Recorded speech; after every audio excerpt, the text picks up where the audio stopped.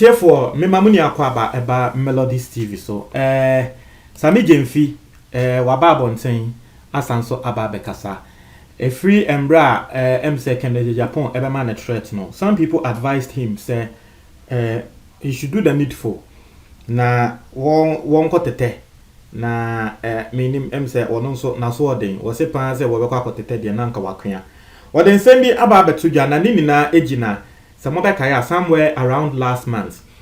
Abrante bia woye newly trained teacher. Newly trained teacher. Just say yekokokun wo banda ye can say MPP phobi ene kokun wo banda no. And no ho na Sami Jemfi wo kan because Sami Jemfi say nsemo a wono wate. Nsemo a aba beto nenim say wo mo a wo mo di sa nyambra nsem no. Ya ye nhwehwemu ama ye hu say wo mo ye ne kre MPP for.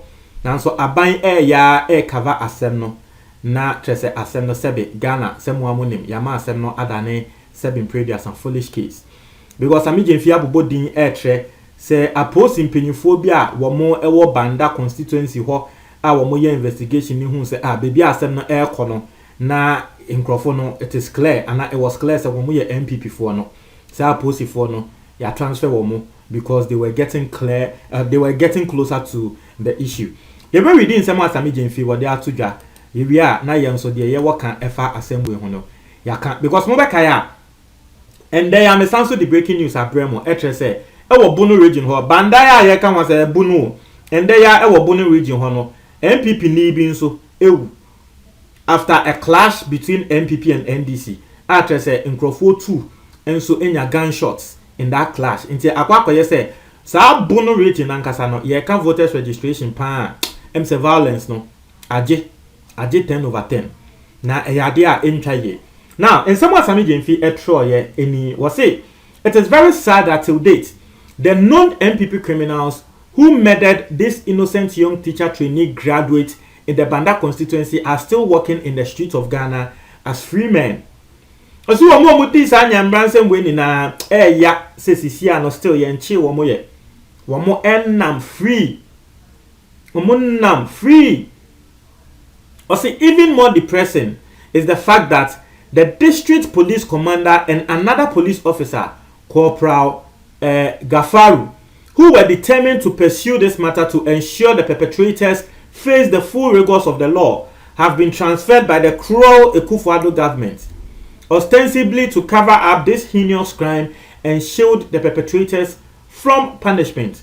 Yes, Sami Jemfi eka ene say ensema a waka ni na de esanso ka ho a eye ne yapa ene say posifo mienu wabodin was the district police commander and our sanso abo another police ni bi din say Corporal Gafaru was wo mu de siemu ani so wo mu di nyambransem e wo banda wo ho no ye be chi omo na wo mu ya say ye ba be chi wo mu no na Sami Jemfi eka say Akufo-Addo government a cover up ensem no because ya transfer these police for na nanka womo ayese womo ebe fine ensem no. I say, as he is laid to rest today, my prayer is that may the souls of those who took this innocent gentle soul and their sponsors know no rest. Just Sami Jemfi ebo dua wo ho. I say womo enam so ekuma branchie womo bo pa ema ye koko kuma branchie sebe womo ahoto aye fe na ahoto womo nya bida eduabopa na Sami Jemfi abo no ahoto aye fe na ahoto enya ade a womo benye bi wo wiase we mu da.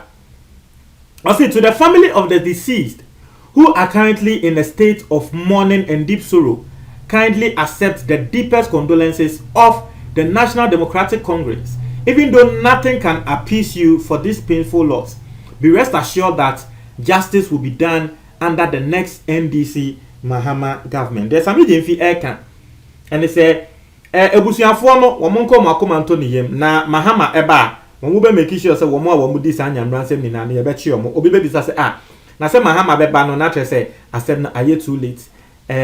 Ghana has say emra etre say crime has no expiry date.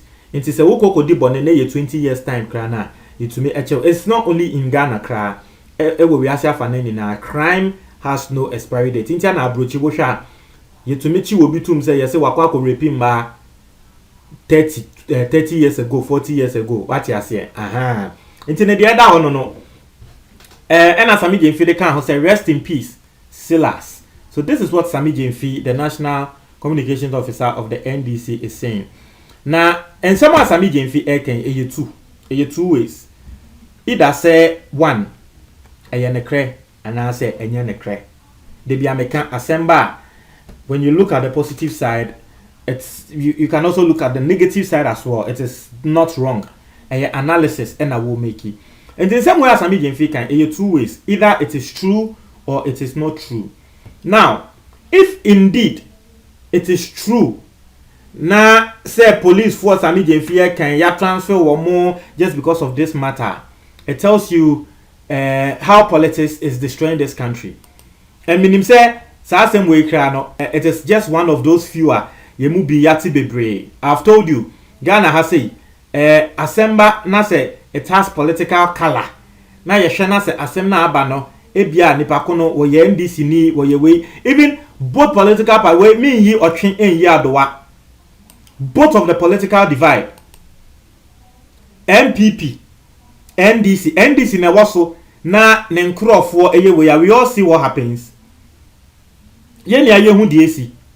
Ya nche omo. No.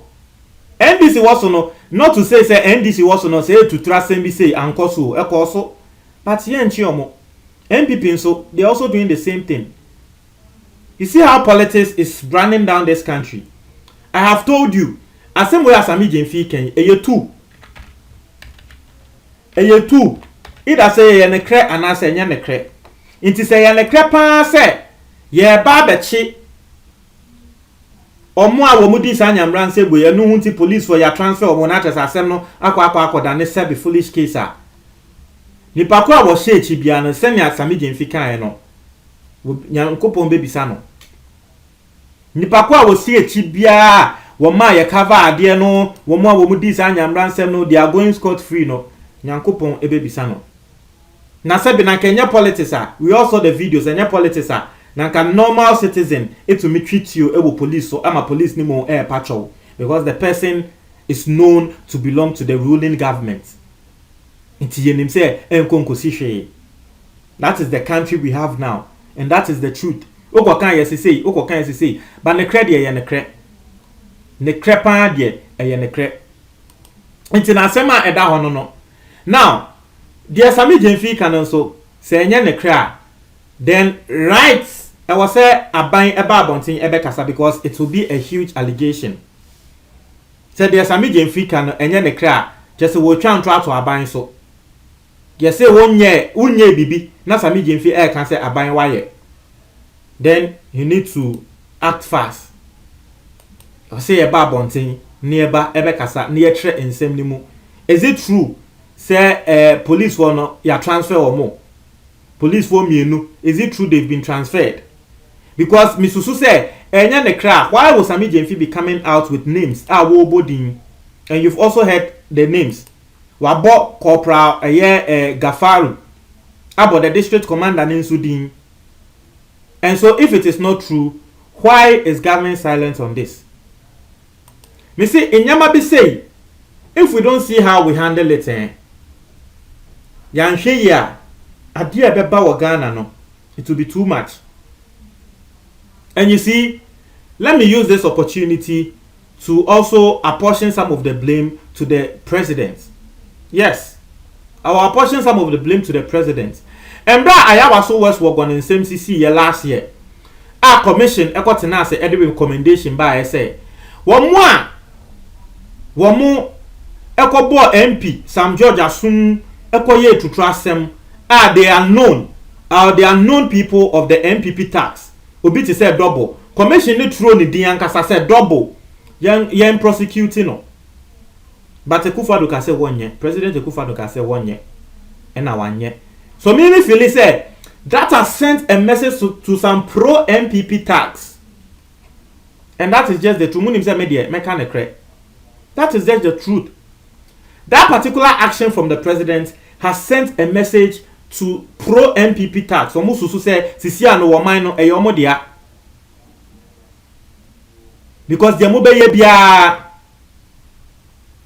enkonko siaga nanka yemfa ne say that time na ya waso West Wagon commission ne kan say President Akufo-Addo should prosecute those pro MPP tax no nanka ne kre ye prosecute omo a office ende nanka omo benya kwan aye de omo ye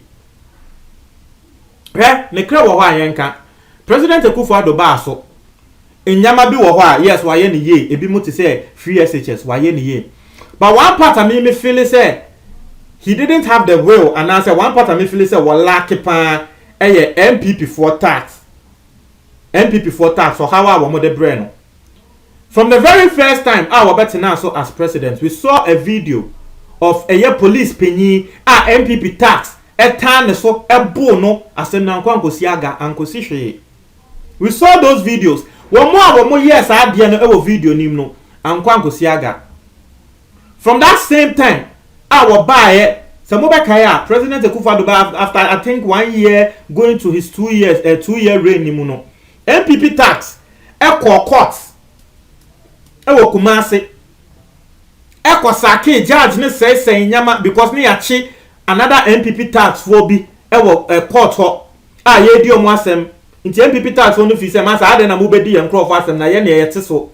Ema wo mo be sake judge ma they set free their own people.